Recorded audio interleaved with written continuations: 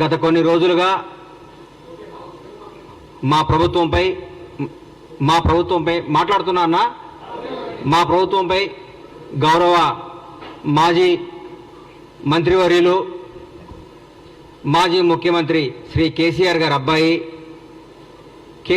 అబ్బాయి అని ఎందుకు అంటున్నానంటే ఆయన వాళ్ళ నాన్న పేరు చెప్పుకొని రాజకీయాల్లోకి వచ్చారు కాబట్టి తండ్రి పేరుని అడ్డం పెట్టుకొని అమెరికాలో నుంచి వచ్చి మా నాన్న రాజకీయాలు చేస్తున్నాడు కాబట్టి నేను కూడా చేస్తాను మా నాన్నని తీసుకొని వాళ్ళ నాన్నగారిని వారసత్వాన్ని పుచ్చుకొని రాజకీయాలు చేస్తున్నాడు కాబట్టి కేసీఆర్ గారి అబ్బాయిగానే మేము చూస్తాం ఆయన్ని.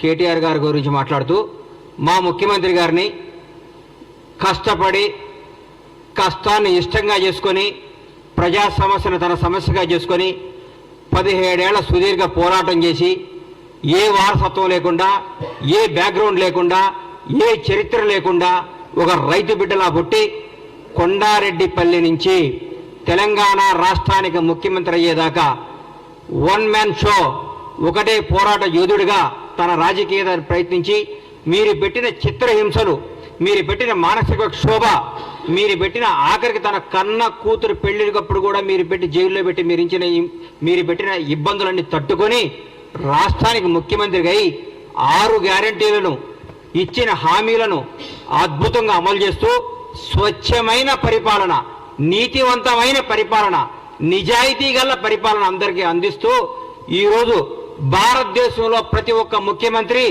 మన ముఖ్యమంత్రి వైపు చూస్తూ రేవంత్ రెడ్డి గారు అద్భుతంగా చేస్తున్నాడు, తెలంగాణ రాష్ట్రంలో పరిపాలన బ్రహ్మాండంగా జరుగుతుంది, నీతివంతమైన పరిపాలన జరుగుతుంది చెప్పుకునే స్థాయికి తీసుకొచ్చినట్టే 2.5 నెలలు 3 నెలలు కూడా కాలేదు ఈ ప్రభుత్వంలో. తట్టుకోలేక బాధపడుతూ కేటీఆర్ గారి చుట్టూ ఏముంటుందంటే మన చుట్టూ వైఫై ఉన్నట్టు ఆయన చుట్టూ విపరీతంగా ఈగో ఉంటుంది. ఆ ఈగో తెంచుకోవాలంటే కొంచెం కష్టం. ఒకప్పట్లో చరిత్రలో బాలీవుడ్లో కొంతకాలం రాజేష్ ఖన్నా సూపర్ స్టార్గా ఉండేవాడు. ఆయన సినిమాలు ఫ్లాప్ అవుతున్నా కానీ ఆయన సూపర్ స్టార్ అనే భ్రమలో పెట్టారని పక్కన జనం అందరూ ఆయన్ని. తర్వాత అమితాబ్ బచ్చన్ వచ్చాడు, షోలో పెట్టాడు, అద్భుతమైన సినిమాలు తీసి సూపర్ స్టార్ అయిపోయాడు. ఇండియా మొత్తం అమితాబ్ బచ్చన్ పేరు ఎలుగుతున్నా కానీ రాజేష్ ఖన్నా ఏమనుకున్నాడు, నేనే సూపర్ స్టార్ని బాధ ఉండేవాడు. ఒక 10 ఏళ్ల తర్వాత ఏందయ్యా నా దగ్గరికి ఎవరు జనం వస్తలేరంటే, సార్ మీరు 10 ఏళ్ల ముందే మీరు సూపర్ స్టార్ పోయింది సార్, అమితాబ్ బచ్చన్ ఒక ఆయన వచ్చి సూపర్ స్టార్ అయిపోయాడు అని చెప్పుకుంటే అప్పుడు షాక్ తిన్నాడు. అట్లా ఇప్పుడు కేటీఆర్ గారు ఒక భ్రమలో ఉన్నాడు.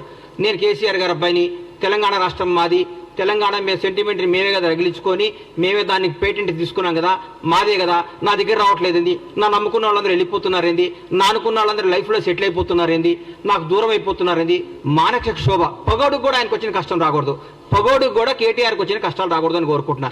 ఎందుకంటే తను నమ్ముకున్న నాయకులందరూ నిన్ను చీదరించి వెళ్ళిపోతున్నారు. నా అనుకున్న వాళ్ళు, నాతో నా జీవితంలో ఉండాల్సిన వాళ్ళు అందరూ కానీ హ్యాపీగా లైఫ్లో సెటిల్ అయిపోతున్నారు పెళ్లిళ్ళు చేసుకొని.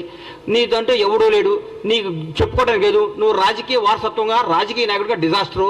టీఆర్ఎస్ పార్టీ కూడా రేపు పొద్దున బీఆర్ఎస్ పార్టీ మాకేమన్నా ప్రత్యర్థిగా ఏమైనా మాట్లాడితే మేము ఆశ్రయాలంటే హరీష్ రావు గారు ముందుకు వస్తున్నాడు. హరీష్ రావు గారు మాకు ప్రత్యర్థిగా మా ముఖ్యమంత్రి గారితో మాట్లాడటానికి ఆయన సరిపోతున్నాడు. మీరు దేనికి, మీ పార్టీ నాయకులే మిమ్మల్నే మీరు దేనికి పనికిరారు, దేనికి పనికిరాని దద్దమ్మని మీరు మీ వాళ్ళే చెప్పుకుంటున్నారు.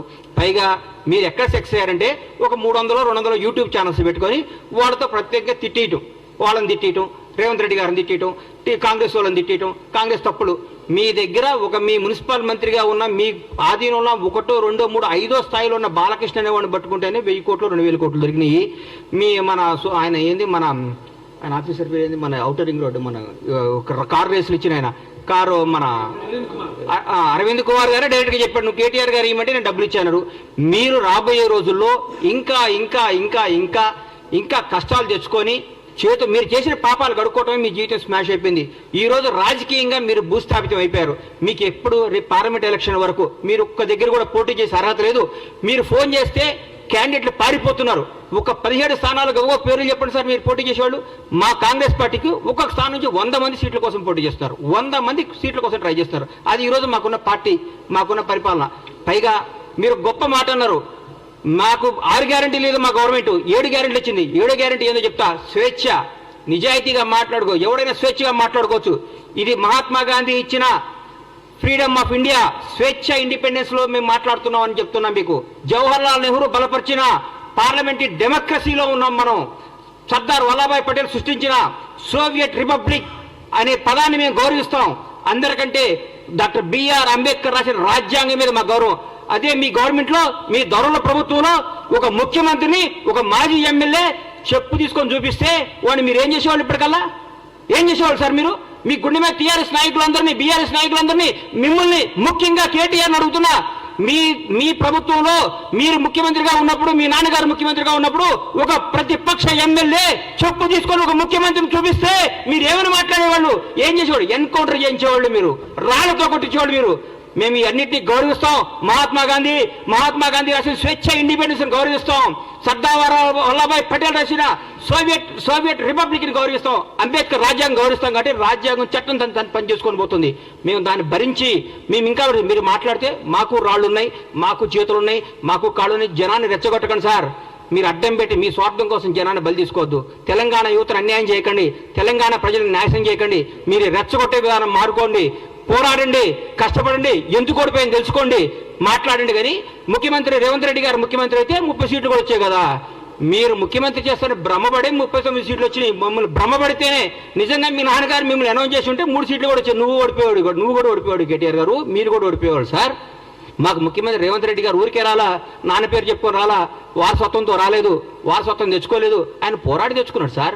ఆయన రాజ్యాంగ కాంగ్రెస్ పార్టీలో ఒక అభ్యర్థి 2 స్థానాల్లో పోటీ చేయడం మీరు విన్నారా? ఎక్కడో కర్ణాటకలో సార్ సిద్ధరామయ్య గారు చేశారు ముఖ్యమంత్రిగా ఉండి. ఈరోజు తెలంగాణ రాష్ట్రంలో నాకు తెలిసి తెలంగాణ రాష్ట్రంలో ఒక పిసిసి ప్రెసిడెంట్ 2 స్థానాల్లో పోటీ చేస్తే ఆయన ముఖ్యమంత్రి కాబట్టి వేరే వాడు అవుతాడు కదా.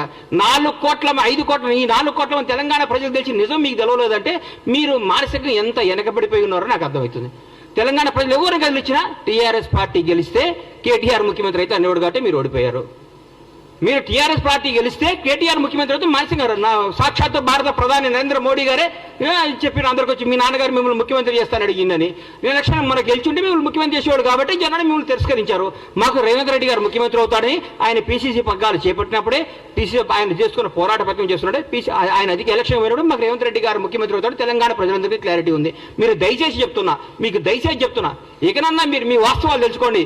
మీరు తీసేసిన తహసీల్దారు, మీరు రిటైర్డ్ అయిపోయారు, మీరు రాజకీయంగా పనికిరారు, మీరు రాజకీయంగా వేస్ట్.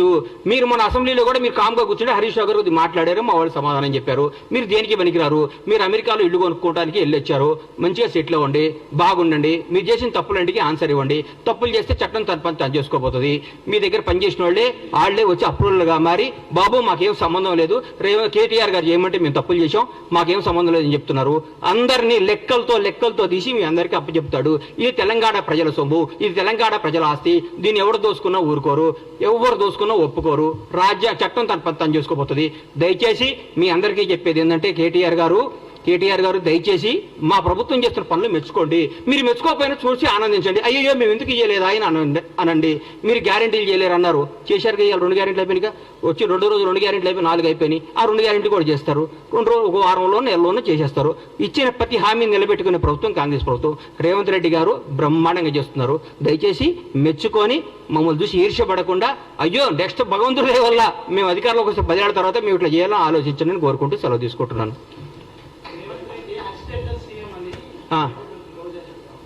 రోజా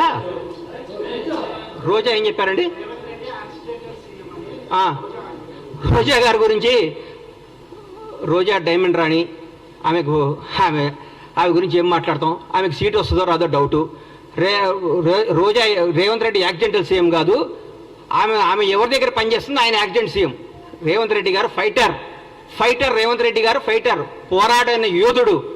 భారతదేశంలో ఇట్లాంటి యోధులు చాలా తక్కువ మంది ఉంటారు. ఈయన యోధుడు. ఈయన పోరాడి కష్టపడి తనేందో నిరూపించుకొని ముఖ్యమంత్రి పదవి తెచ్చుకున్నాడు. యాక్సిడెంటల్ సీఎం అయితే నాన్నగారు చనిపోతేనో, నాన్నగారు వారసత్వం వస్తేనో, ఇంకోటి వస్తేనో, నీలాగా పులుసు వండి పెడితేనే వస్తుంది. నువ్వు పులుసు వండి పెట్టావు కాబట్టి నువ్వు పులుసు పాపవు. నువ్వు వదిలేయి. నువ్వు రేపో మాపో మాజీ అవుతావు. ఆ మాజీ ఈ మాజీ కలిసి పెట్టి ఇక్కడ వచ్చి జబర్దస్త్ ప్రోగ్రామ్ చేసుకుంటా, పగల జబర్దస్త్ షూటింగ్, నైట్ పూట ఏమో మాజీలు కలిసి తాజాగా కేజీలు తెచ్చుకొని పులుసు వండుకొని పెట్టుకోను. అంతేగాని మా ముఖ్యమంత్రి అనే స్థాయి నీది కాదమ్మా తల్లి. నువ్వు స్థాయి కాదు, నువ్వు ఐటెం రానివి, నువ్వు ఐటెంలానే ఉండు.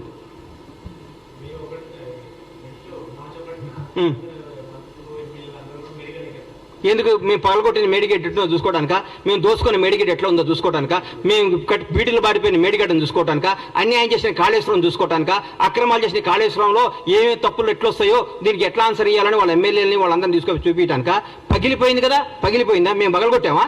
మా ముఖ్యమంత్రి గారు, మా ఎమ్మెల్యేలు, మా మంత్రులపై పగలగొట్టి మీరు చూపించామా? మీరు కొట్టిన దాంట్లో పగిలిపోయింది, తప్పు ఒప్పుకోండి, దీన్ని బాగు చేయండి రా మా ప్రభుని ముఖ్యమంత్రి గారిని కోరుకోండి. దాన్ని ఎట్లా రిపేర్ చేయాలో, దాన్ని ఎట్లా ఓవర్కమ్ కావాలో, దాని ప్రజలకు ఎట్లా న్యాయం చేయాలో ఆలోచిస్తున్నాం. కానీ మీరు మేడిగడ్డ చూస్తేంది, పగిలిన మేడిగడ్డ అతుక్కుంటుందా?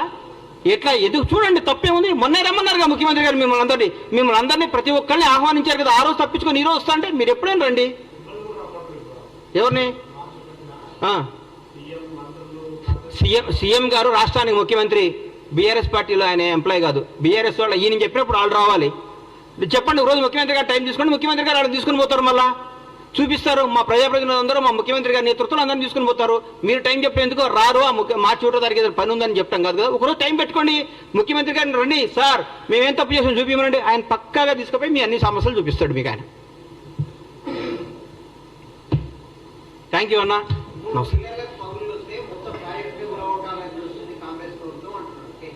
అన్నా ఒకటి గుర్తుపెట్టుకున్నా, ఒంట్లో ఒక ఏళ్ళకు షుగర్ వస్తే కాలు తీసేయరు, ఆ ఏళ్ళు తీసేస్తారు. ప్రాజెక్ట్ ఏం కూలగొట్టాలని చూడలేదు, దాన్ని రిపేర్ చేస్తే ఆ ఏళ్ళు తీసేస్తే పెరగకుండా చూస్తున్నారు. ఆ 3 పిల్లలతో బాగవుతుందని, 3 పిల్లలు బాగు చేస్తే బాగవుతున్న వాళ్ళు రాసిమనండి. రేపొద్దున పెద్ద విపత్తు వస్తే కూడా మాదే బాధ్యతను రాసిమనండి. ఒకవేళ పొరపాటు మేడిగడ్డ పగిలిపోతే, మేడిగడ్డ పడిపోయి కొట్టుకోపోతే బీఆర్ఎస్ ప్రభుత్వం బాధ్యతను రాసిమని చెప్పండి. వాళ్ళు చెప్పినట్టు చేస్తారు. రేపొద్దున లక్షల కోట్ల జనం, వేల మంది ప్రాణాలు, కొన్ని కోట్ల ఆస్తులు రెస్పాన్సిబిలిటీ ఎవరు? రాజ్యాంగం. ఎవరు రెస్పాన్సిబిలిటీ? ప్రభుత్వ రెస్పాన్సిబిలిటీ. ఏది మంచో ఏది న్యాయమో అది చూస్తారు. మొత్తం పగిలిపోతే పనికిరానప్పుడు తీసేకేం చేస్తాం సార్? పనికి రానప్పుడు తీసేకేం చేస్తారు? పనికి వస్తే పడగొట్టడానికి పిచ్చోళ్ళ ఇల్లు. పడికి వస్తే ఇంతమందికి ఉపయోగపడేది ఉంటే ఎందుకు పడగొడతారు దాన్ని? మీరు తప్పు చేస్తున్నారు. మీరు 3 పిల్లర్లు వస్తే, మనిషిలో 3 పిల్లర్లు వస్తే రేపు 3 పిల్లలు 30 పిల్లర్లు కాకుండా దీన్ని అరికట్టాలి. లేకుంటే 3 పిల్లలు రిపేర్ అయితే కథ ఉందని బాగొద్దని వాళ్ళు రాసిమనండి. ఈ మేడిగడ్డ, ఈ కాళేశ్వరం వల్ల ఏ నష్టం వచ్చినా, ఏ విపత్తు వచ్చినా ఏదైనా బాధ్యత మాది అని రాసిమనండి. దాని ప్రకారం పోదాం. రేపైనా పొరపాటు జరగడం జరిగితే కొన్ని వేల ప్రాణాలు, లక్షల ప్రాణాలు పోతాయి, కొన్ని కోట్ల ఆస్తులు అన్యాయం అయిపోతాయి. ఎవరు దానికి రెస్పాన్సిబిలిటీ? నువ్వా కేటీఆర్ రెస్పాన్సిబిలిటీ?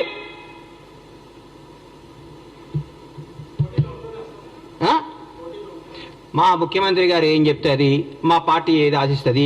నేను రేవంత్ రెడ్డి గారు ముఖ్యమంత్రి అవడం, కాంగ్రెస్ పార్టీ అధికారం అవడంలో చాలా హ్యాపీగా ఉన్నా. మా పార్టీ ఏది ఇస్తే అది, కార్యకర్తగా సంతోషంగా ఉన్నా. రాబోయే 10 ఏళ్ళు కాంగ్రెస్ పార్టీ అధికారంలో ఉండాలని నేను చూసుకుంటున్నా.